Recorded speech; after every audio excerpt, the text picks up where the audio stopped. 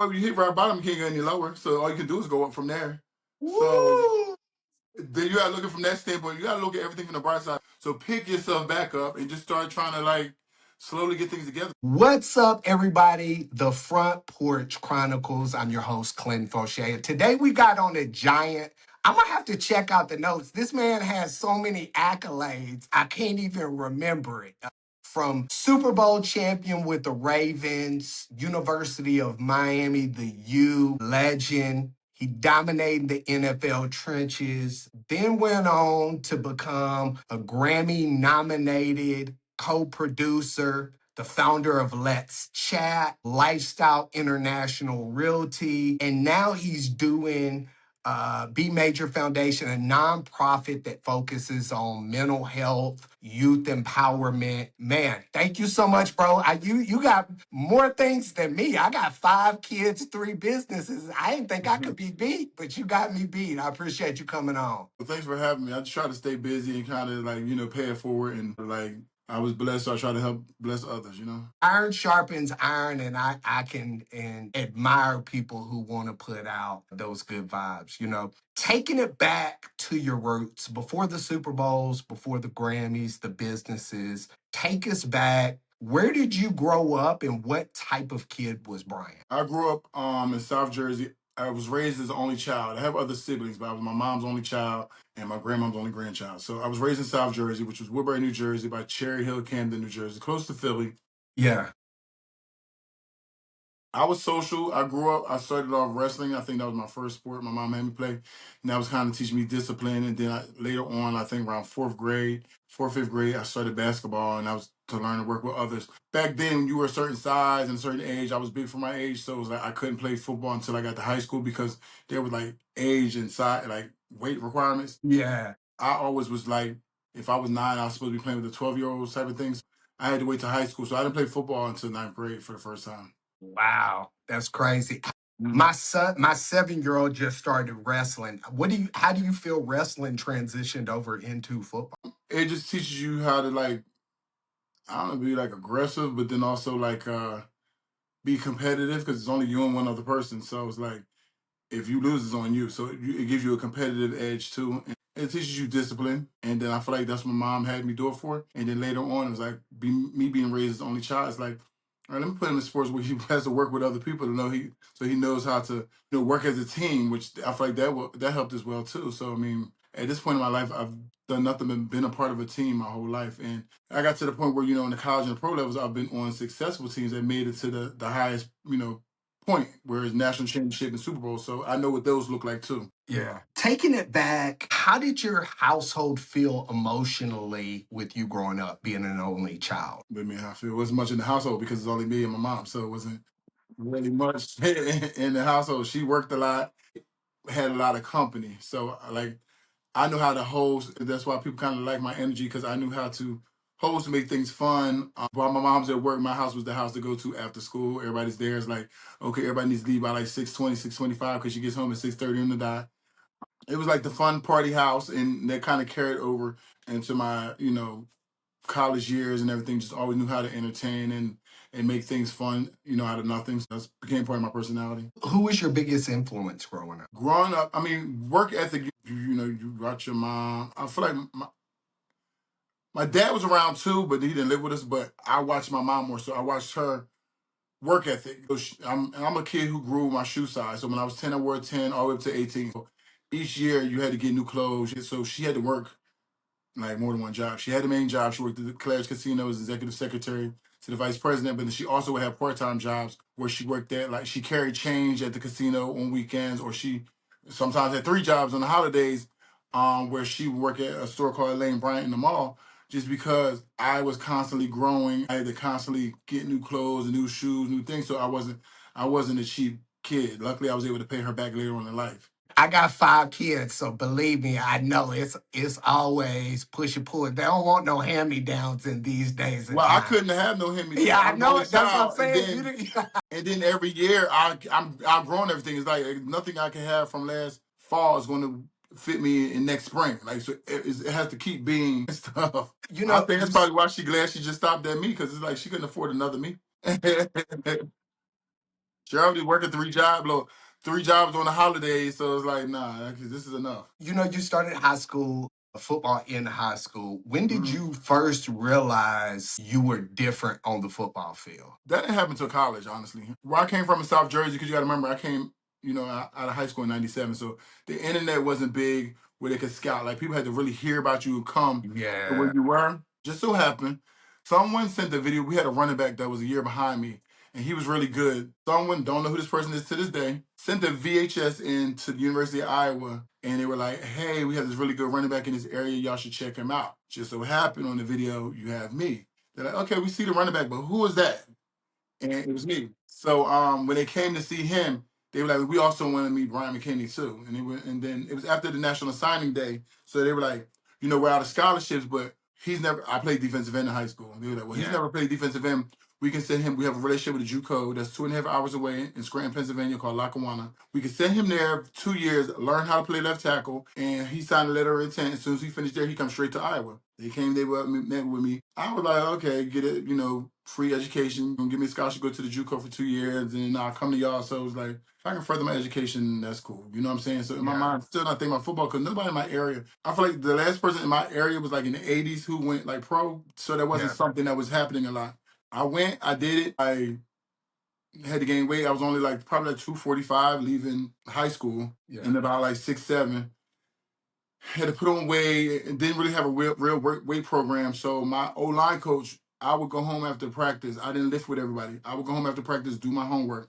He would always come get me like around 6 p.m. I guess when he was done. He would take me to his house and we would do our own workout program. He was teaching me technique. He was just teaching me everything. So I was able to build and do everything just one-on-one with him. And that's kind of helped me out. And then just one day the light bulb went up. The guy was going against in practice every day. He was a JUCO All-American. I'm just learning how to yeah, play left tackle, doing everything out of left hand stance. I'm trying to learn the position because I play defensive end. So it's like I yeah, don't know, so going against him every day. Then finally the light bulb went up after like a month and a half of like, all right, I got this figured out. And he couldn't get by me no more. Now, mind you, he's an All-American, but now I'm going against you every day at practice. So you've done nothing but made me better. You know what I mean? yeah, yeah, And then once I was able to kind of start stoning him and stop him, my game practice was harder for me than my game time because I was going against one of the best in JUCO every day in practice. So now when it came to game time, it was like y'all ain't as good as him. I now can overpower you. I can do different things. It just made me better. So after my first year at Lackawanna, I ended up becoming a JUCO All-American. But and then I had to speak to the school about 2 years ago,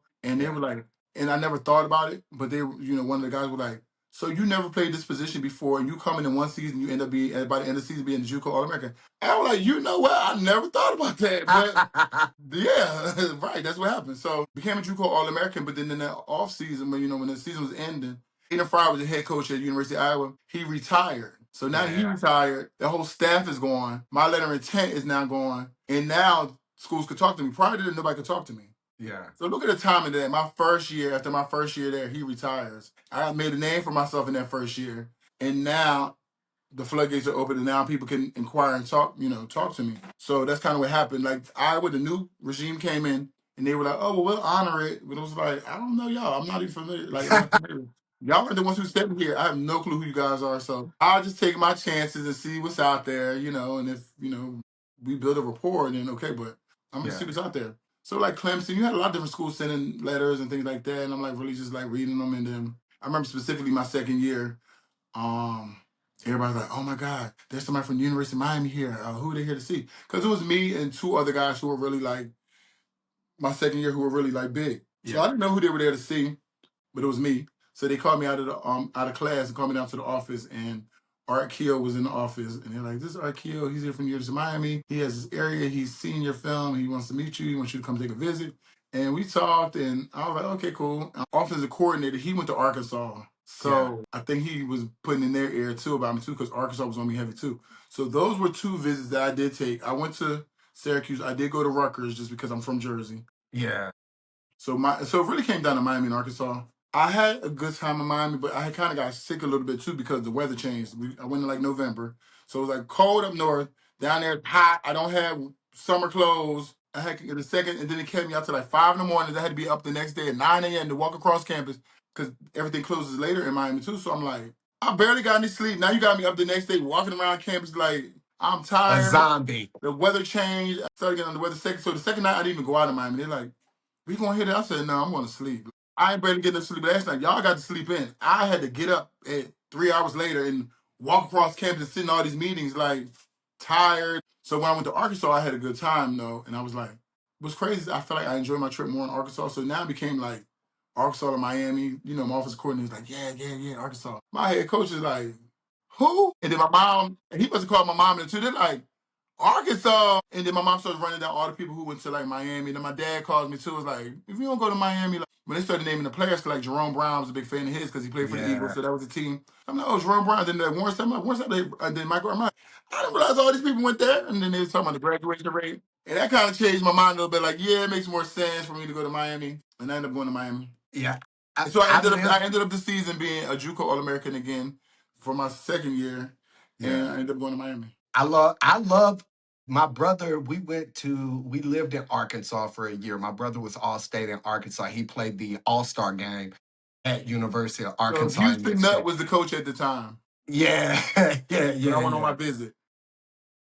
So he did a good job hosting me. It was just like other people in the back end was kind of like, "Are you crazy?" So, but he What did a was good job. definite? You start naming all those names off, and it's like, man, like sometimes it's just like you don't want to be clout chasing, but then And you're like, you know what's funny too is when I was on my visit, one of the guys who was my host, he ended up playing in Detroit, and I ended up playing against him in the league later on. who was it? I forget his name, but he was like, I think he was like a DB or something. Somehow a DB because it was like a small guy. Ended up Yeah, being my host when I was in Arkansas. But he ended up playing for Detroit Lions, and I was with the Vikings. So we ended up playing against each other like later on. I feel like we had like a little small conversation about him hosting me later on. But like years later, it's like we kind of ran into each other again. yeah.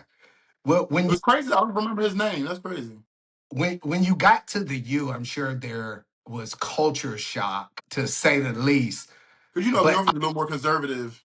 And when you get to yeah, Miami, it's not. I know Arkansas. That's why I said that's probably why you vibed with Arkansas because it reminded you of kind of home. With that being said, you named off a bunch of names: Ray Lewis, Warren Sapp. Warren Sapp, like all kind of people. What kind of pressure did that create on you coming into that program? I didn't feel any pressure coming in because I felt like came from a JUCO who had to earn his position. So I started at the bottom of the depth chart when I got there, and worked my way all the way up to now. I started rotating with the guy who was number one, right? And I was like, yeah, I feel like I won. And then I get called in the office. They're like, you had a great camp, but Robert Hall, he's been with us through the probation years. It's his senior year. He's a fifth-year senior. We would like to just send him off and be able to have you learn the whole system and everything. You'll have a year to learn, and then next year, you battle for the position and you'll have more experience. I was like, no, I won. I want to play. They're like, no, we just really, they're trying to convince me.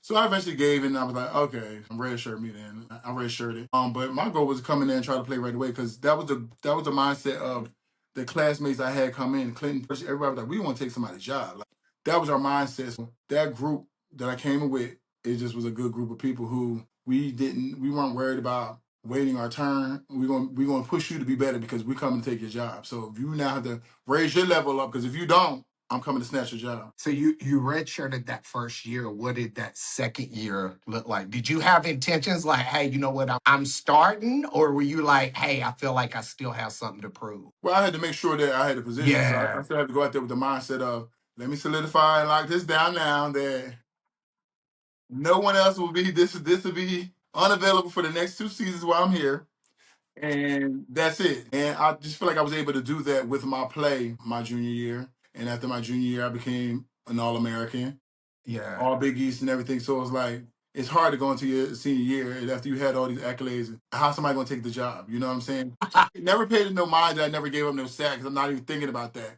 But then yeah. all of a sudden, going into my senior year, the media, he's never given up a sack. Da, da, da, da. I'm like, oh, I guess I haven't. But like, I thought that was just part of me just doing my job. Not like this is a thing. Like, oh, I just make sure I don't give him no sacks. I was like, I don't want to get yelled at, so don't give up no sacks. Like, you know what I'm saying? Doing your I think you job. also have that blue collar mentality.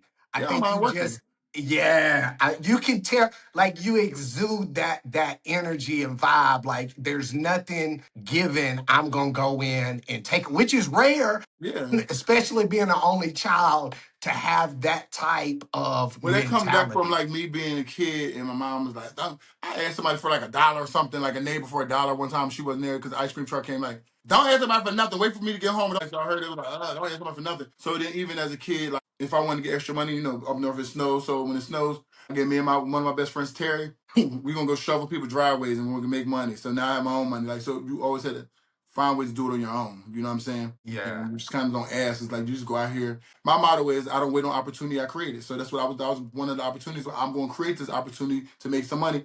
We're going to knock on people's doors and see, you want your driveway shovel, and if someone say yes, I'm going to say no. You move to the next house, but some going to say yeah. You're going to shovel it, and you walk. At the end of the day, by the time it gets dark, you head back home after you done got to made your money, and now you got money for lunch, candy, whatever you want to do. I treated my mom to like pizza, like just different things. I made it and I had money. So I learned that at an early age. So it's like, if you want it, you got to go out there and put in the work and go get it. we're talking about college and we're talking about money. Thinking back, what do you think the NIL has done to college football today as opposed to your time? Because I feel like for me, I feel like it's diluted It the has. work ethic, the And work ethic. I'm gonna tell you why. It can cause a little separation. Yeah, Because guys who are getting paid a lot, it's like, well, what are you doing for the rest of the guys? Because now you have me and Ed Reed, who were the leaders our senior year. We didn't have the NIL money. However, we had connections with people, did things, and like we would have. I stayed in a house with me, Jeremy Shockey, a guy named Kyle Cobia, and Mitch. We would have, since we had a house, we would have a barbecue at the house. Now everybody chip in. We're gonna barbecue. We're gonna make big macaroni and cheese. The basketball girls, they're gonna come over and help us cook, but we're gonna do things to bring us together. After yeah, we have workouts, we're going to go to Game Works because we know the bartender there who will cut us a deal. We're going to go to Red Lobster because they have happy hours. We're doing things as a team outside of the yeah, locker room, which brings us closer. I went back home to Jersey because my dad had something for me in Jersey, like a picnic barbecue something.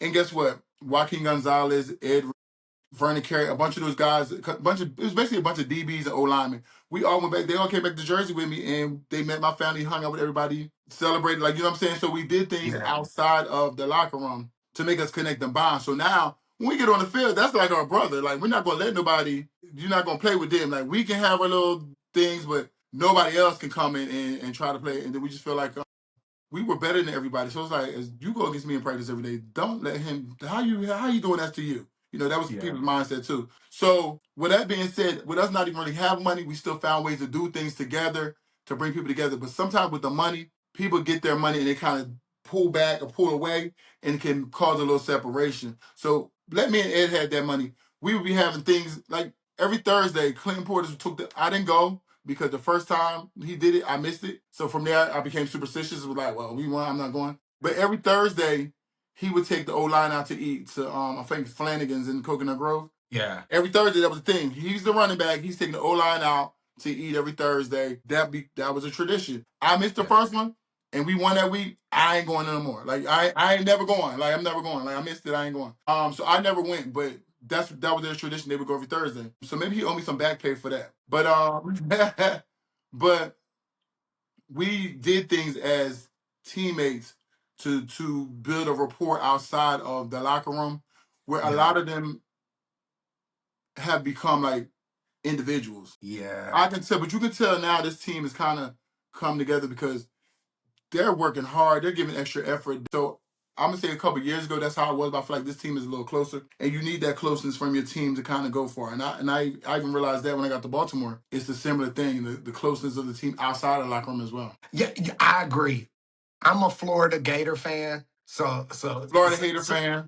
exactly. But so it disgusts me to say this, but I'll say Mario Cristobal, the culture that he's created within that team of even the players that's getting paid, you can tell that there's a unity and a bond with It has them. to be.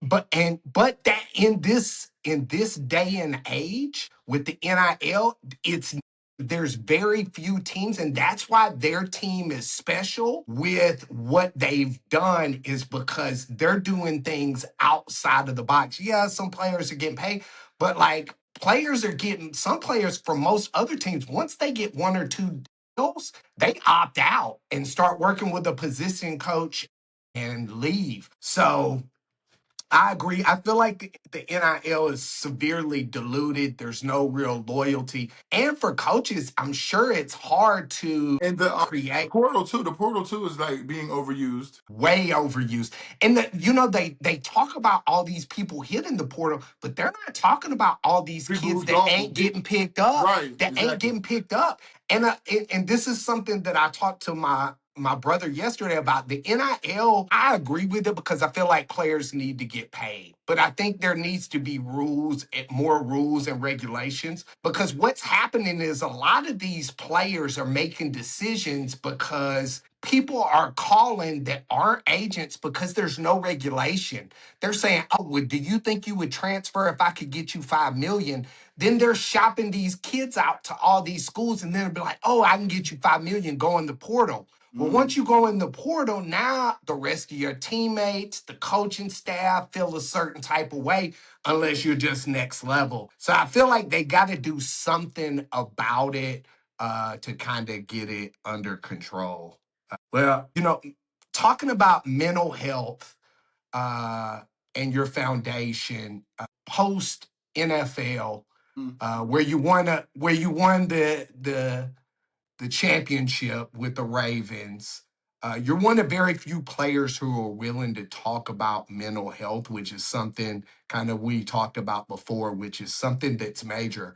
A lot of players take a lot of hits, have CTE, brain issues, and stuff that lead to emotional and mental health issues. So I commend you, first of all, for being big enough and man enough to stand up and talk about it, but not just in words, but in action. What really made this a big thing for you along the I way? heard the first player I heard really speak on mental health was Brandon Marshall. I Yeah, was like, okay, we're talking about mental health. Okay, I hear it. But then yeah, to actually see it when I retired, there was two other players who retired like a year or two behind me. And they were having breakdowns. And I'm friends with them, and my mom is friends with their family too. So I was aware of what was going on, so I would reach out and be like, "Hey, I'm just checking on you," and they feel more comfortable talking to me than they did their own family, and they feel like because we've been through similar things in life, as far as football and things like that. yeah, So I had to go down to a psych ward before because the guy got Baker Act and got sent there, and then I had to get on the phone with the NFLPA and the NFL to figure out, okay, how do we treat them? Do you send them away to, I think it was like somewhere in Michigan for 30 days or somewhere in Jackson for 30 days, and that was some form of treatment they would get there, but and then one guy had to go back again the second time. So I was just now starting to question, like, what is the treatment? Like, because is it effective? And it just realized, like, how me being so hands on with that was like, oh, I'm really now seeing this, like, head on. So it's like, let's start having these conversations so people can know the signs to look out for and then how to go about seeking help for themselves or a loved one. Because a lot of people in that situation, the family didn't know what to do. You know what I'm saying? It was me reaching out to the NFL, NFLPA. They didn't know what to do, how to react. And also you had the person who didn't really want to communicate with their family, rather talk with me. So I decided to dig deeper, and then I was talking to I have friends that are therapists, and during the pandemic, she was like, "Well, you should do an event." And I said, "Yeah, I am." I ended up doing one. My first one, I think, was 2023 was my first one. yeah, Because this year will be my fourth one. So 23, 24, 25. Yeah, so 2023. I did the panel, and it consisted of like I was on there the first year. A reality star named Renee Graziano, another reality star, Shay Johnson. I had a bunch of therapists and doctors on there, and we all just talked about just different things. It was like like a fireside chat, and we talked about just different things with mental health with the audience. The audience could also, interject to ask questions, and then it grew the second year. I think I had Ray Rice on there. I had a rapper Lil Scrappy. I had more therapy. I'm always gonna have therapists on there so they can kind of give us the doctor's aspect of everything, but I'm also yeah, always going to have an actress, athlete, a model, reality star, somebody else too, like just of influence. yeah, Then last year I had an actress named Lisa Ray. I had Sean T, the fitness trainer. Our parents grew up together in Jersey. I had another rapper named Silk the Shocker. I just had different people. So I'm working on my panel again this year, and everybody kind of, and they're all my friends, so I know who's going to get up there and be vulnerable and share their story. I feel like Ray Rice gave a great story. Tommy Harris spoke on my panel last year. He gave a great story about grief and things like that because he had people pass, like his wife, mom, his dad, just different things, and how he had to deal with it. So I just kind of know people's backstories, and I am able to get them to come on and discuss it. And then my first year doing my mental health event, The Minnesota Vikings have always been a sponsor, so they've always kind of had my back and have been a sponsor of my event as well. And they hired me for the past 2 years now and my team to come. We speak to the players on mental health once a month in October. So we did it in 2024, 2025. Then they already renewed me to come back again this season. And this year they said we're going to talk to the players and we're going to talk to the staff. So we're going to have two separate ones where one's with the players only and then the next one is going to be with the staff. So they really like what we do and we're moving forward. And then I also spoke to Shug, who was my former trainer at the Vikings, but now he works for the NFL front office. And he was asking about mental health and the things I'm doing in the mental health space and seeing how we can get maybe one of my therapists to be that go-to person for the players, because I said players don't want to talk to anybody who works in the building about personal business because they feel like it's gonna go straight up to the top. He said he's aware of that and he tries to explain that to Troy Vincent and all them, and that's just how it been when I was there, and that's how they're always gonna feel. If I'm talking to somebody, they're gonna go tell them what I said.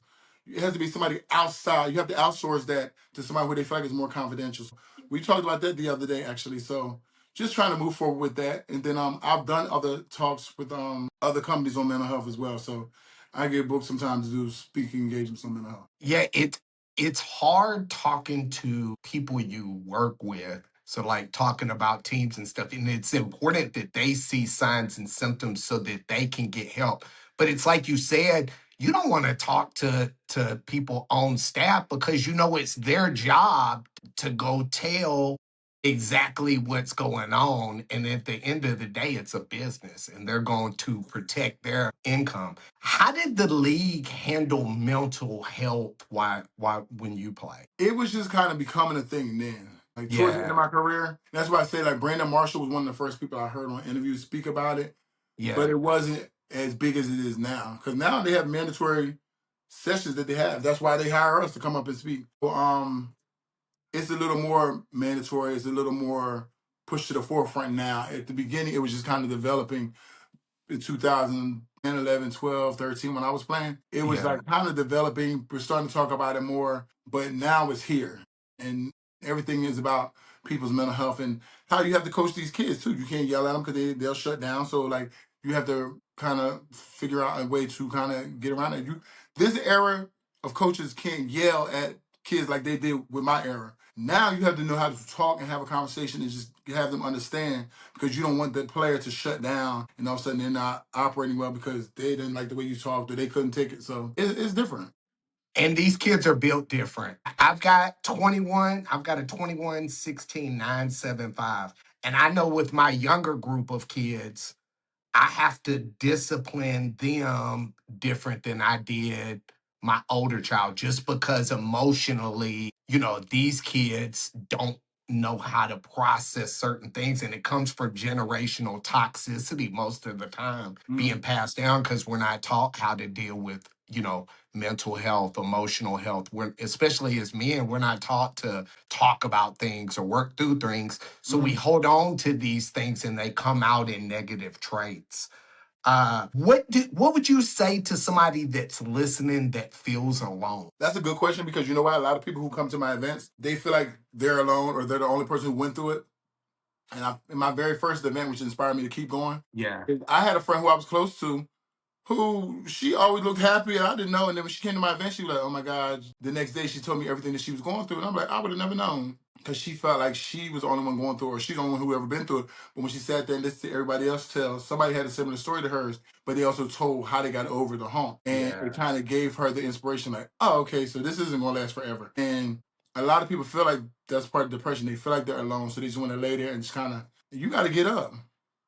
Because laying there is not going. That's not going to do nothing. You have to get up and face it, because that's the only way you can deal with it. Like people, that's why people try to self-medicate, take drugs, alcohol to escape reality. But really, once you sober back up, you still have to face it. It's So the that's what you have to. same. You It's have the to come to same terms with demons. that. You have to Same come to demon. terms with the faster you face it, the faster you'll be able to heal and move past it. But to keep trying to avoid it, having an avoidance system of a situation, is you got to just deal with it head on. Once you're able to deal with it, and you see, oh, you can get past it. But people try to avoid things a lot. The thing that I think you said was important is sharing. And because a lot of times people are unaware that their life is chaotic because they grew up and they've Well, always that's home for them. That's all they know is chaos. exactly. So for me, I was comfortable in chaos. I didn't know until I started going to therapy and emotionally and mentally Mm, dealing with things that happened to me as a kid that, hey, it's not okay to have 5 kids by 3 different women. It's not okay to be a whore.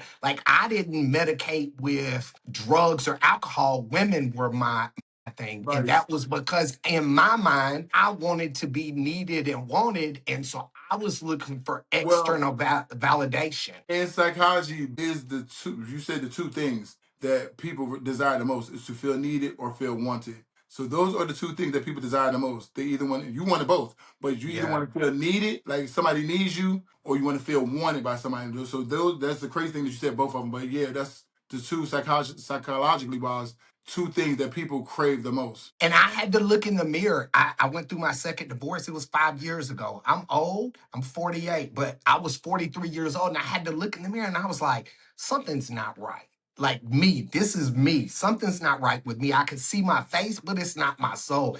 And that's when I went to therapy. I started having these conversations and unearthing things and finding out things that were so traumatic as a child. I didn't even know what had happened mentally, but as they say, your body keeps a score. And so it was coming out in these toxic traits and these toxic things. So luckily, every day I just wake up and I try to be 1% better. For me, and ultimately for my kids, because I want to break that generational curse that was passed down to me. Also a secondary thing you did, most people struggle after football, but you are a go-getter. You got into the music industry. I did And that while I was playing, actually. did you? Yeah. What? Look at, bruh. So Woo. what's funny is I got into the music industry while I was playing. So back in like 2008, Yeah. How did that happen? How did that come about? just it was something I wanted to do since I was in college. Me, Ed Reed, Yeah. Vernon Carey, Jared Payton, we all had talked about doing stuff in music. Jared Payton ended up like pursuing being an artist. Ed Reed started DJing and stuff like that. I actually ended up getting the opportunity to work with some artists. So Pleasure P, he was in a group called Pretty Ricky. I got the opportunity to work with him as a solo artist. So to get him out of the group, and I co-executive his project called Introduction to Marcus Cooper in 2009, which got nominated for 3 Grammys. So I have Grammy certificates and all. Yeah. Um, and that was back in '09. And then from there, I went and A&R'd a couple projects for like Little Kim, or artist named Trina. So for them, and then I worked with a couple other artists, here and there as well. So that music was always a passion of mine since I was a kid. So like Yeah. before I got into sports, I had the karaoke machines as a kid for Christmas gifts, and the Casio piano, and playing Yeah. and making beats and instruments and stuff like that, and buying cassette tapes and CDs and trying to be an A&R and figure out what next 2 songs will be the new singles that they release, things like that. That was just me just doing stuff, not even knowing that I was being an A&R as a kid, but just trying to pick out songs because I feel like I have a good ear. Yeah. So that, and then like when I retired, it was like so many things, other things that I wanted to do. Like football, yes, football was a stepping stone, but I feel like, okay, now that I'm here, I like to do music. I like to I built all these connections. So I formed a booking agency with people. And then I have all these relationships. So then different opportunities will come to kind of partner up and do things. I have a grand opening this week for a restaurant lounge on the 16th. You know what I'm saying? So that's another Yeah. venture.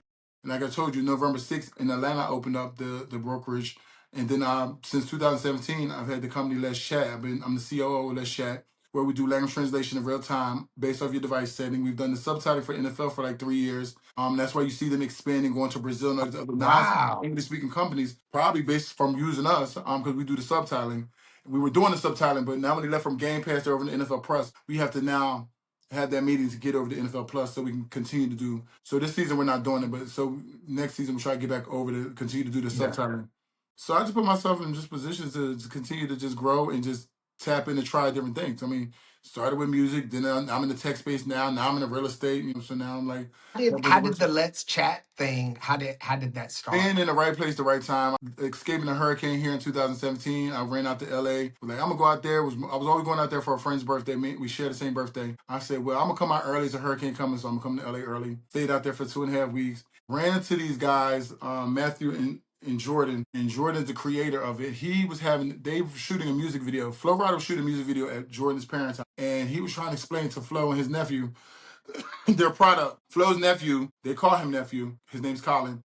knew I was in town. He went to the University of Miami as well. He reached out to me. So instead of his uncle getting involved, he said, B Mac's here. I'm gonna call B Mac and me and him will do this, so I can do something outside my uncle. And he called me and then he called me and said, oh, come meet us. They explained what's going on. At the time, I was an ambassador for Uber XL. Uber XL was just being introduced to South Florida. They reached out to me somehow. I don't even remember, but they reached out to me somehow. So I had to take the videos. They would pay me monthly through Uber to take Uber rides. I did all like the photos for them leading up to the launch. In South Florida, there's a language barrier, so there's times where I was trying to get rides and if they couldn't understand what I was saying or we texting, it was like an issue, like they'd cancel the ride, and I was like, so you're coming to me about let's chat and it's a language translation based off your device settings. Like, oh, it's an easy way for me to communicate. There's no language barrier. I came on board and I ended up becoming the CEO, the COO, and then we just started using. Just so happened we got to Comcast because somebody I played football with. I didn't play football with. We both played football, but we both trained back in 2011 at the same facility. Took a picture together. He seen the email. I would let the guys use my email. Yeah. In LinkedIn and to reach out to people, and they'll think it's me, and then they'll come back and fill me in like, do you know this guy? I'm like, no. He says he knows you. I'm like, and then he sent the picture, and I'm like, well, I'm in the picture, so clearly. So we set up a call, and he ended up getting us into an accelerator program for Comcast. We got into 3 months. It was like a 3-month accelerator program, and they love their product. So like we're live on Xfinity now too. So if you go to Xfinity, you change your language, and you'll see on their website, change right automatically. There's no drop downs or nothing. We recognize your device setting, and we automatically convert it once we're implemented.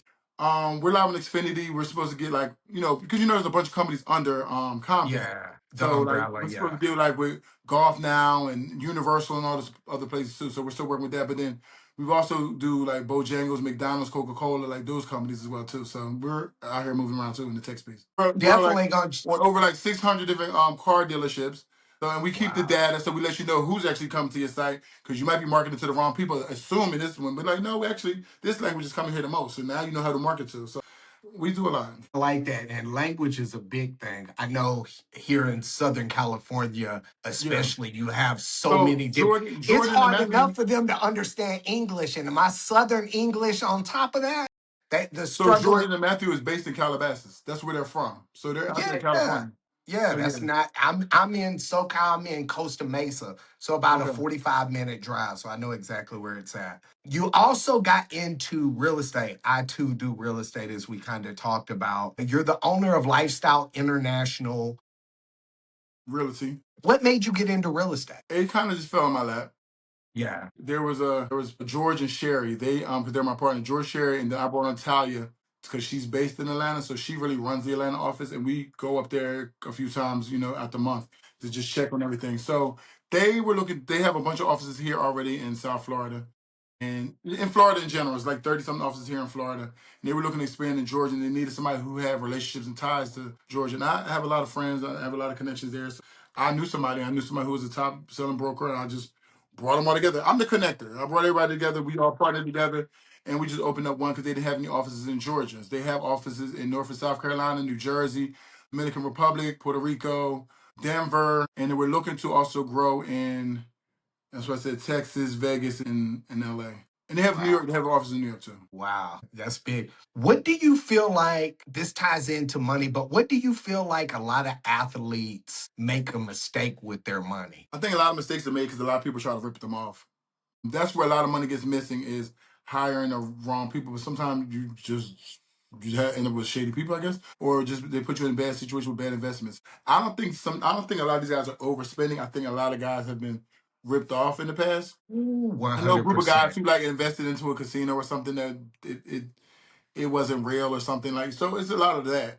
So if you're missing a large lump sum of money out of nowhere that you earned, but you didn't really get to spend because it got taken away from you, then that's going to cause you to fall a little behind the 8 ball. Or maybe not having a financial advisor, and then it's like you're just mismanaging your own money because you're not used to being able to deal with that type of money. So I agree. So that's why I feel like that's another thing I want to add to my mission statement now is financial literacy, just to give people a better understanding of how to handle your money and what to look for. And if you get a financial advisor, still stay on top of it and, do your audits or whatever. That's the problem. A lot of guys in the NFL, sports in general, get pillaged because they think that they've got a financial advisor. And a lot of those guys ain't nothing but used car salesmen. No disrespect to used car Exactly. salesmen, but they sell these people on a pipe dream. And when you're playing in the NFL or you're in the UFC or you're in the NBA, you're worried about playing, you're worried about workouts, you're worried Not about nobody nickel and diming and slowly these taking your chicks money. showing up at the hotel. You ain't worried about somebody nickel and diming you. I think it's important. And I feel like real estate is something that always is going to Seems value. safe. It is safe. And it's one of those things, even if you get caught up in a bad deal at the time, it might not invest as quick as you want it to, but real estate always inflates Turns over back time. around. Yeah. You know, we always talk about legacy and purpose, but when the crowds fade, when everybody stops mattering, when nobody's cheering anymore, not the Super Bowl champ, not the Grammy nominated producer, not the entrepreneur, but the man, what is it that you want to be remembered for? For my help in all aspects. Like I've helped a lot of people, so just know that like he is somebody who's going to try to push you to be great, and he's also going to give you a helping hand. Like so, just know that that's the type of person I am. And I'm You can tell. straightforward too. Be honest too, because I don't play all that fake, Me being neither. I fake, can't do. or I gotta figure it out. I don't like the lukewarm. Be hot or cold with me. Let me know what it is, who I'm dealing with, and we will have a great time. Thank you. Look, I tell people all the time, I got a Southern soul, but a New York tongue, because I don't play not one bit. I get straight to the what is it? What Yeah, is it that you want? What is it that you need? How can we help facilitate that? But then again, I'm also not going to put up with nobody's yeah, BS. Like, I'll help you, but you got to help me help you. right. What part are you the most proud of in your life so far that nobody really gets to see? I feel like the way that I come through, I'm always for the people who I feel like are genuine. I always can come through. I always find a way to come through for them. You know what I'm saying? When they need Yeah. me, I find a way to do it. But I come through. If I say I'm going to do something, I'm a man of my word. I'm gonna stick to it and I'm gonna do it. But sometimes it take a lot out of me. But it's like I make it look easy, and that's why nobody. That's the thing. Nobody ever comes back to say, "Well, are you okay?" Because they feel like I make everything look so easy. Yeah. You know, People what need to is a start reciprocating because like I can't be always pouring out of my picture all the time and nobody's pouring back bruh? in. Hey, that's one of the hardest things that I had to learn, but is a necessity because Well, it is I kept pouring in folks' cup, and mine was bone dry. And right. at It's some like point in time, I had to stop being like, I love you, bruh, but like, you gonna have to give me a drop of something. I've really low key just did that with somebody recently. They asked for a favor and I did it about 2 months Yeah, ago, and yeah. then now they asked for a favor again during the holidays, and I didn't really get a chance to read it. They reminded me because I called them about hiring them in a position for the grand opening. So I'm like, oh, well, I have this opportunity. He said, oh my God, you don't understand. It's like I would rather teach you how to fish than have to keep giving you a fish.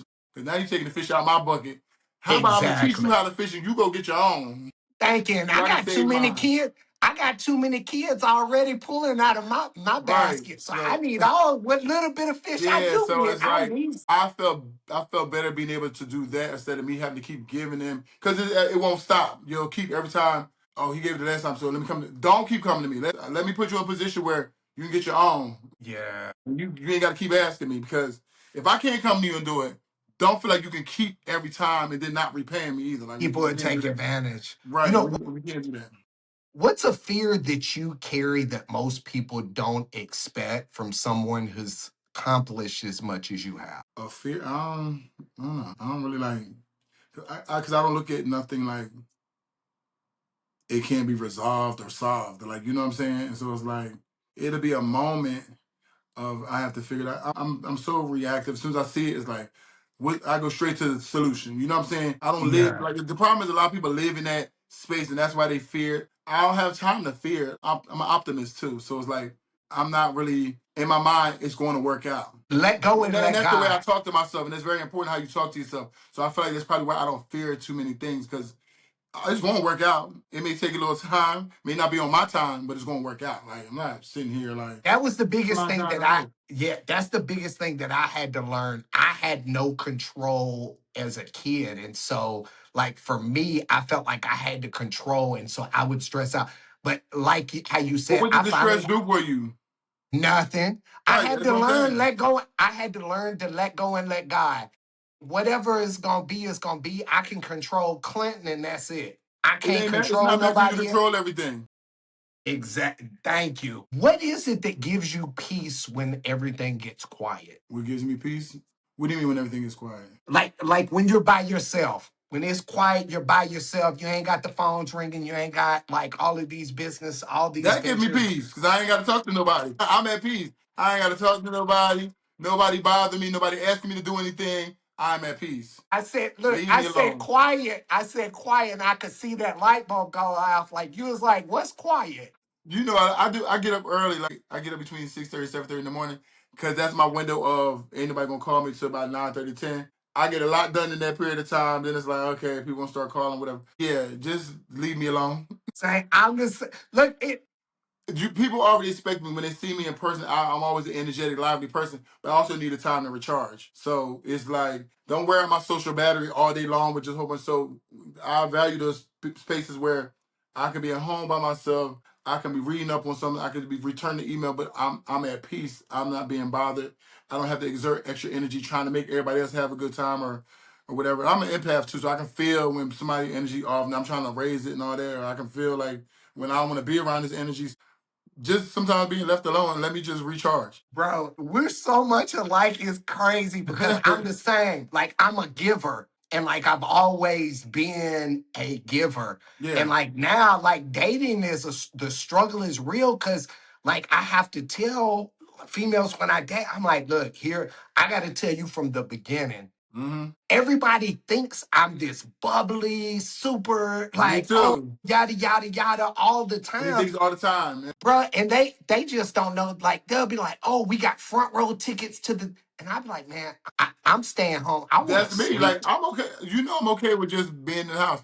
They like, cause you always seem like you just, yeah, but I don't, I I do it need because to I'm trying to like recharge." entertain y'all or whatever, but I don't have to. Like, and I'm that, like that, you. that I'm happens a a lot. That happens a lot with me because people always assume like, I didn't call you because I just knew you was busy. You didn't just call. Don't assume I'm anything. something, and it's like when you're an empath, you're always reading the room, whether you want to or not. You're You can always feel things scanning though. the room. You're always reading energy.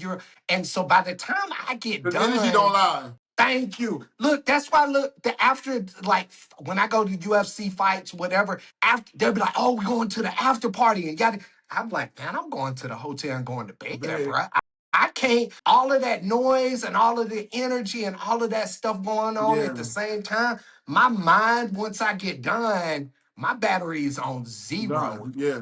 and I can't do it. You know, what's one advice that you would give someone out there that's struggling with mental and emotional health that feel like they've hit rock bottom and they just don't want to go on it? Oh, well, you hit rock bottom, you can't go any lower. So all you can do is go up from there. Woo! So you gotta look at it from that standpoint. You gotta look at everything from the bright side. If I'm at rock bottom, the only thing I can do now at this point is go up. So pick yourself back up and just start trying to like slowly get things together. But I feel like exercising plays a big part in that because it gives you those endorphins to make you feel good. Because once you exercise, it's like, okay, I want to do right. I want to eat better today. You know what I'm saying? It's just get the body moving. They always say movement is medicine. I feel like it's the truth. I told my friend that today. Keep moving because when you get depressed, you want to start staying still, not getting out of bed. Keep moving, keep exercising, keep going, keep growing. Babies, I feel like for my advice, baby steps, because everybody feels like we live in this self instant gratification world. And people feel like, oh, because I eat right and because I've been exercised, I'm gonna have 8-pack abs in 2 weeks. Well, No, bro. genetically, you might not be meant to have a pack abs ever. As much as you eat right, just genetically, you may not be meant. You may not be as big as you should be, but you just might not meant to be having no 8-pack abs either. Unless you go lay on that table. True story. You know, confident in who you are. You don't have to fit them all. You are designed. Nobody's built the same. Nobody's designed the same. That's why we all got different fingerprints, different souls, different spirit. Everybody's not, no, you're not going to be like the next person. Just take in who you are and be okay with that. Be okay with being yourself. Right. You know Because what I nobody else mean? can be you. A lot of people don't. A lot of people don't do that. Like a lot of people feel like Because they they're gotta steady keep. watching other people, you don't know what them other people are really going through. People can show a good, like Instagram is a highlight reel of people's lives. People not showing Yes, you they're not showing you the low lights of what they're going through. So you're seeing highlight reels of things, but you're never seeing like the fumbles, the interceptions. You know what I'm saying? It's like so yes. all you're seeing is the positive. You're swearing that they're living the best life. You don't know when they get off Instagram what they're going through, what their struggle is. So it's like stop admiring things that you really don't know the whole story about. Exactly. I know for me, like, and part two to that is the flip side. Once I started sharing my story, and a lot of my friends fell off because they were uncomfortable. When you start elevating yourself, people in the room start getting uncomfortable because now you're speaking your truth and you're living your truth. And a lot of people are so into wanting to be these characters. And so I had to cut off a lot of people from And that. that But means for you're me, growing and they couldn't go with you to the next level, and that's fine. exactly. And it took me at first, I was like, dang, this person I thought was my friend. But then you quickly find out, You outgrow friends all the time. exactly. No fake friends. And I learned that people are here for a reason and a season, and some people are here for a lifetime. Now, Some people are here for a lesson when and a I see a blessing. red flag, guess what it is? Red. I ain't going in my mind try to make it Right. orange, turquoise, off white. No, it is Yes. red. So, well, when is The grand opening is on Friday the 16th. no the Awareness. panel that you're gonna have? So as of now, I believe we're scheduled. We're looking to do. It's in May because May is Mental Health Awareness Month, and so the date is I'm looking to do it is May 21st, which is a Thursday. I always have it on Thursdays. Okay, So May bet. 21st. Where do you know where yet? It'll be at the Hard Rock here in Hollywood, Florida. If that would be perfect, because I had told Major I was gonna come there, and I've got a friend of mine that's a musician. I want to put together some stuff. Let me know. I'm gonna shoot you my phone number. Let me know when you're gonna have it. Okay. I'd love to come and represent. Also, I'll get all the links from you and I'll put it in the YouTube for everybody to go Okay. follow and carry on. So I I appreciate it. appreciate you taking time Yeah, no out of your problem. day to come on. I'll Well, I hope this was inbox a you. good interview. Bro, it was honestly, being the empath in me, I honestly, today was one of those days I woke up and I honestly was like, man, I just don't really feel like doing nothing today. Yeah. But something in me said, nah, you know what? You told him you're going to be there. I'm truly from the heart glad that I did Okay, because good. your energy and your vibe, even though you went to the U, your Yeah, energy and that's even more of a vibe.